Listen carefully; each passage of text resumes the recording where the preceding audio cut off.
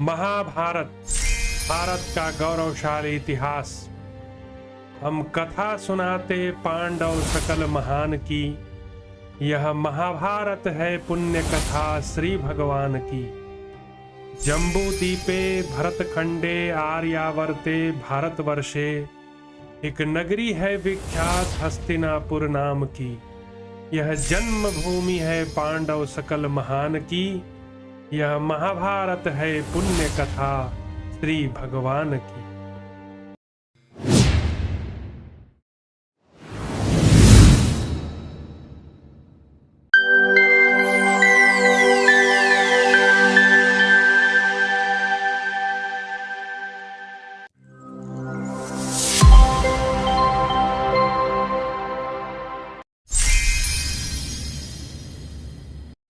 श्री रुक्मिणी कृष्णचंद्राभ्याम नमः।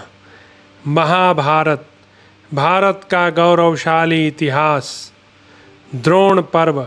द्रोण पर्व अभिमन्यु द्वारा अश्वकेतु, भोज और कर्ण के मंत्री आदि का वध एवं 6 महारथियों के साथ घोर युद्ध और उन महारथियों द्वारा अभिमन्यु के धनुष, रथ, ढाल और तलवार का नाश। संजय कहते हैं, राजन, तदंतर अर्जुन कुमार अभिमन्यु ने एक बाण द्वारा कर्ण के पुनः चोट पहुंचाई और उसे क्रोध दिलाते हुए उसने 50 बाण मारकर अत्यंत घायल कर दिया। भरत नंदन। तब राधा पुत्र कर्ण ने भी अभिमन्यु को उतने ही बाणों से बींध डाला। उसका सारा अंग बाणों से व्याप्त होने के कारण वह बड़ी शोभा पा रहा था। फिर क्रोध में भरे हुए अभिमन्यु ने कर्ण को भी बाणों से क्षत-विक्षत करके उसे रक्त की धारा बहाने वाला बना दिया। उस समय शूरवीर कर्ण भी बाणों से छिन्न भिन्न और खून से लथपथ हो बड़ी शोभा पाने लगा, मानो शरतकाल का सूर्य संध्या के समय संपूर्ण रूप से लाल दिखाई दे रहा हो। उन दोनों के शरीर बाणों से व्याप्त होने के कारण विचित्र दिखाई देते थे। दोनों ही रक्त से भींग गए तथा वे दोनों महामनस्वी वीर फूलों से भरे हुए पलाश वृक्ष के समान प्रतीत होते थे। तदंतर सुभद्रा कुमार ने कर्ण के विचित्र युद्ध करने वाले 6 शूरवीर मंत्रियों को उनके घोड़े, सारथी, रथ तथा ध्वज सहित मार डाला। इतना ही नहीं, उसने बिना किसी घबराहट के 10-10 बाणों द्वारा अन्य महाधनुर्धरों को भी आहत कर दिया। वह अद्भुत सी बात थी। इसी प्रकार उसने मगधराज के तरुण पुत्र अश्वकेतु को 6 बाणों द्वारा मारकर उसे घोड़ों और सारथी सहित रथ से नीचे गिरा दिया। तत्पश्चात हाथी के चिन्ह से युक्त ध्वजा वाले मार्तिकावतक नरेश भोज को एक क्षुरप्र द्वारा नष्ट करके अभिमन्यु ने बाणों की वर्षा करते हुए सिंहनाद किया। तब दुःशासन कुमार ने 4 बाणों द्वारा अभिमन्यु के चारों घोड़ों को घायल करके एक से सारथी को और 10 बाणों द्वारा स्वयं अभिमन्यु को बींध डाला।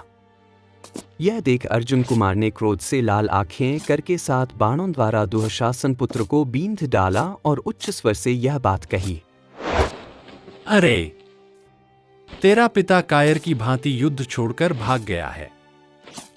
सौभाग्य की बात है कि तू भी युद्ध करना जानता है, किंतु आज तू जीवित नहीं छूट सकेगा। यह वचन कहकर अभिमन्यु ने कारीगर के मांजे हुए एक नाराज को दुशासन पुत्र पर चलाया, परंतु अश्वत्थामा ने 3 बाण मारकर उसे बीच में ही काट दिया। तब अर्जुन कुमार ने अश्वत्थामा का ध्वज काटकर शल्य को 3 बाण मारे। राजन, शल्य ने भी मन में तनिक भी संभ्रम या घबराहट का अनुभव न करते हुए से गीत के पंख से युक्त 9 बाणों द्वारा अभिमन्यु को आहत कर दिया। वह एक अद्भुत सी बात हुई। उस समय अभिमन्यु ने शल्य के ध्वज को काटकर उनके दोनों पार्श्व रक्षकों को भी मार डाला और उनको भी लोहे के बने हुए 6 बाणों से बींध दिया। फिर तो शल्य भागकर दूसरे रथ पर चले गए। तत्पश्चात शत्रुंजय, चंद्रकेतु, मेघवेग, सुवर्चा और सूर्यभास इन 5 वीरों को मारकर अभिमन्यु ने सुबल पुत्र शकुनि को भी घायल कर दिया। तब शकुनि ने भी 3 बाणों से अभिमन्यु को घायल करके दुर्योधन से इस प्रकार कहा, राजन, यह एक एक के साथ युद्ध करके हमें मारे, इसके पहले ही हम सब लोग मिलकर इस अभिमन्यु को मत डालें। तदंतर विकर्तन पुत्र कर्ण ने रणक्षेत्र में पुनः द्रोणाचार्य से पूछा, आचार्य, अभिमन्यु हम लोगों को मार डाले इसके पहले ही हमें शीघ्र यह बताइए कि इसका वध किस प्रकार होगा।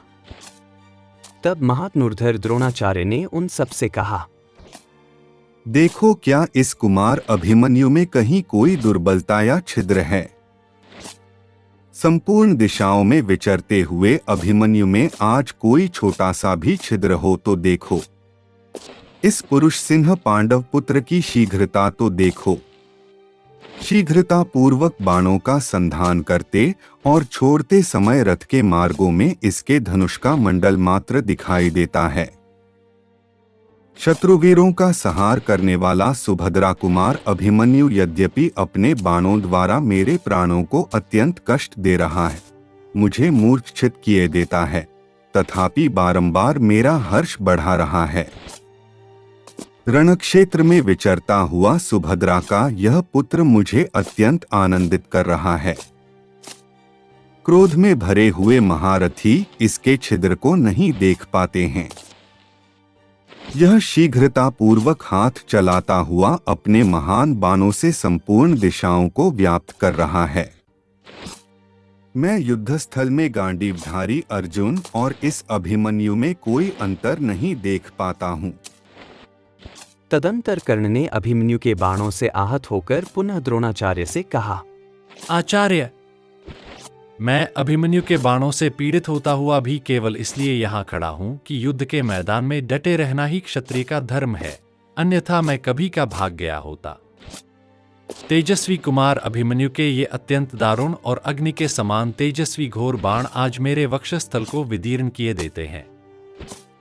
यह सुनकर द्रोणाचार्य ठहाका मारकर हंसते हुए से धीरे धीरे कर्ण से इस प्रकार बोले, कर्ण, अभिमन्यु का कवच अभेद्य है।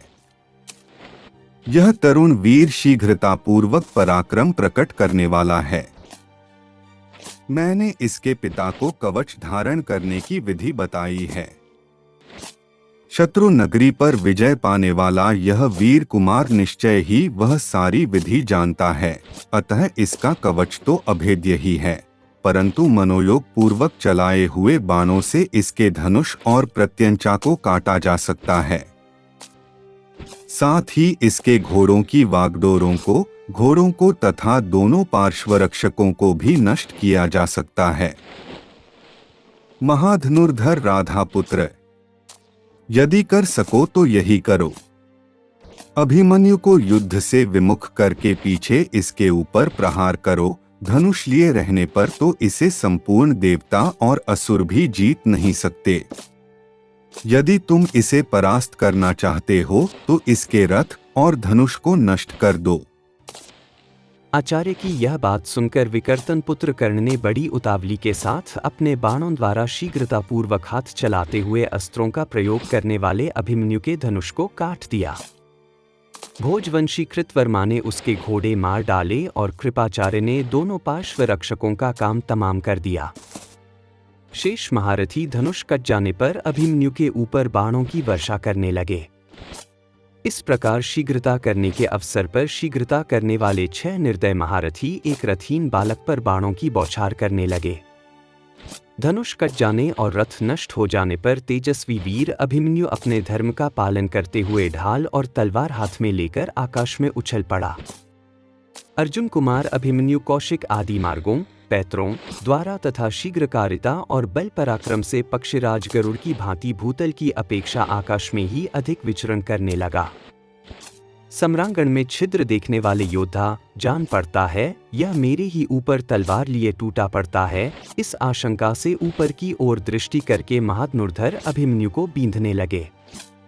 उस समय शत्रुओं पर विजय पाने वाले महातेजस्वी द्रोणाचार्य ने शीघ्रता करते हुए एक क्षुरप्र के द्वारा अभिमन्यु की मुट्ठी में स्थित हुए मणिमय मूठ से युक्त खड्ग को काट डाला। राधानंदन कर्ण ने अपने पहने बाणों द्वारा उसके उत्तम ढाल के टुकड़े टुकड़े कर डाले। ढाल और तलवार से वंचित हो जाने पर बाणों से भरे हुए शरीर वाला अभिमन्यु पुनः आकाश से पृथ्वी पर उतर आया और चक्र हाथ में ले कुपित हो द्रोणाचार्य की ओर दौड़ा। अभिमन्यु का शरीर चक्र की प्रभा से उज्ज्वल तथा धूल राशि से सुशोभित था। उसके हाथ में तेजोमय उज्ज्वल चक्र प्रकाशित हो रहा था, इससे उसकी बड़ी शोभा हो रही थी। उस रणक्षेत्र में चक्रधारण द्वारा भगवान श्री कृष्ण का अनुकरण करता हुआ अभिमन्यु क्षण भर के लिए बड़ा भयंकर प्रतीत होने लगा। अभिमन्यु के वस्त्र उसके शरीर से बहने वाले एकमात्र रुधिर के रंग में रंग गए थे। भौहें टेढ़ी होने से उसका मुखमंडल सब ओर से कुटिल प्रतीत होता था और वह बड़े जोर जोर से सिंहनाद कर रहा था। ऐसी अवस्था में प्रभावशाली अनंत बलवान अभिमन्यु उस रणक्षेत्र में पूर्वोक्त नरेशों के बीच में खड़ा होकर अत्यंत प्रकाशित हो रहा था। इस प्रकार श्री महाभारत द्रोण पर्व के अंतर्गत अभिमन्यु पर्व में अभिमन्यु को रथहीन करने से संबंध रखने वाला 48वां अध्याय पूरा हुआ। महाभारत, भारत का गौरवशाली इतिहास। हम कथा सुनाते पांडव सकल महान की, यह महाभारत है पुण्य कथा श्री भगवान की।